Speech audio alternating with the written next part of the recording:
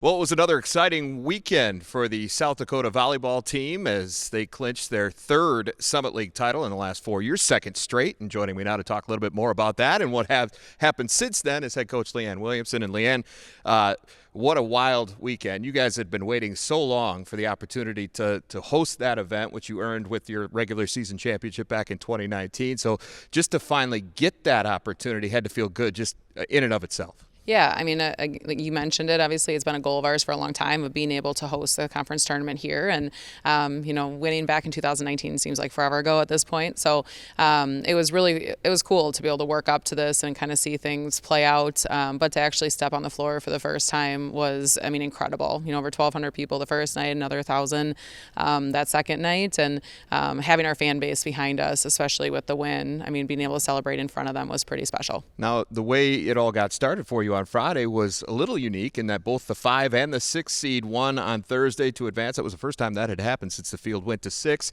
And, oh, by the way, you get to play South Dakota State in the semifinals. That enhances the experience a little bit, doesn't it? Absolutely. I had to buy donuts a third time, for the season. But, I think that's what the conference tournament's all about. It is upset. It is upsets. It's really, really good matches. There's no gimmies in the tournament. And, I said that multiple times going into the conference tournament. And obviously we saw that play out. But, playing South Dakota State, obviously it is different. It's a little bit unique, and it definitely provided for a great atmosphere, though. It gave you everything you could handle and then some, taking you the full distance there, and even had a couple of match points on you in set 5 there before you were able to get the job done. Well, that earned you the right to face Omaha, and this was a match that I think a lot of people anticipated just based on the way that the regular season had played out. You split with them, each winning on the other's home floor, which is not always, it's a little unique. And, with the way that thing got started, back and forth we went. First 2 sets, both of them being decided by the minimum of 2 points. There was no time to get comfortable there. No, what's kind of crazy, though, is I felt really confident in our team. I think we were even down by 6 points in that first set, and I think it was 18-12 possibly. And I still felt really good with where we were at. You never know if you're going to be able to pull out that first set, but I just felt like our team was settling in, it is a big moment. It's a big opportunity for us, and I think we made some errors that we don't normally make early on, and I just felt like we were going to be able to get it rolling. So once we started going on that run, obviously we felt really good about it, but really good first 2 games. Again, both teams did some really good things defensively. I think there were some big plays when runs happened, but overall it was a very offensive first 2 sets. I think at one of the timeouts, we were hitting about 400, and we said at any other time we'd be really happy with hitting 400, but they were hitting, I think, over 600 at the time. So it was a high-level volleyball match, which is partly why we wanted to host a tournament, to be able to bring some high-level volleyball to the state of South Dakota, and then obviously Vermilion itself. So it was a lot of fun, a lot of, like I said, a lot of back and forth, a lot of energy, a lot of passion, a lot of big plays being made in big moments. That third set, though, was that about as well as you guys have played at any point this year? It sure felt like it. Yeah, I honestly think that once we won that second set, I think that's when the momentum shifted a little bit. They had game point. I believe it was 24-22. We sided out. Brooklyn Tram went back to serve, and I remember saying in my head, if we win this point, if we tied at 24, I think we win the set.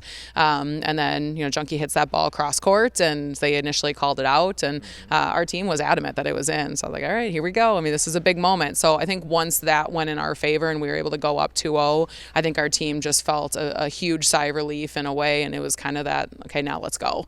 And they played well. We started serving really well in that third set and kind of got them on their heels a little bit, made them make some errors that they hadn't made up until that point offensively.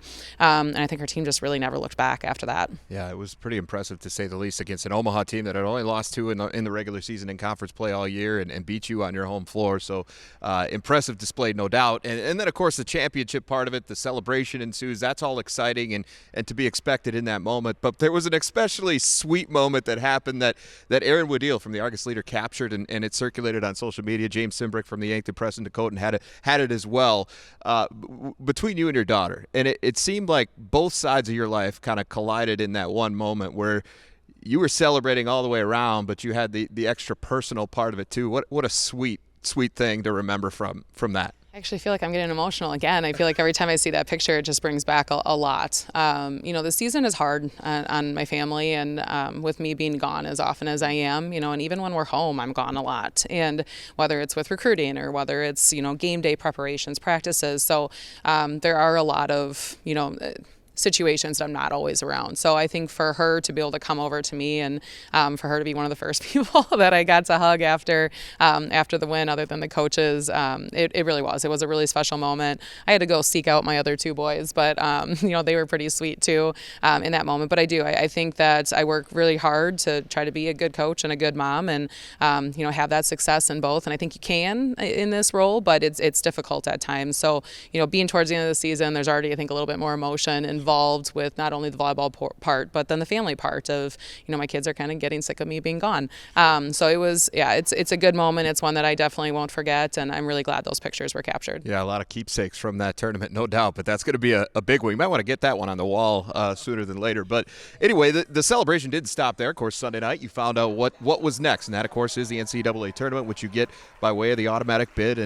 And it's a little personal here, too, lo and behold, as you get paired up with the University of Minnesota. Why is it personal? Well, the guy who brought you to Vermillion in the first place, Matt Hauk, who was the head coach here, then moved on to Minnesota. You got the head job after him, and here you are, squaring off in the NCAA tournament. That's pretty cool. Yeah, I think it's a really cool opportunity for us. Obviously for our team to be able to play a high-level Big Ten team who's had a lot of success this year. It's going to be a challenging match, but I think for me, Matt gave me my journey into coaching. He gave me my first chance and taught me a lot about this profession. So it's going to be pretty cool to see him on the other side of the net. I have a lot of respect for that coaching staff, and again, kind of two different worlds colliding again. What's this week going to be like leading up to it?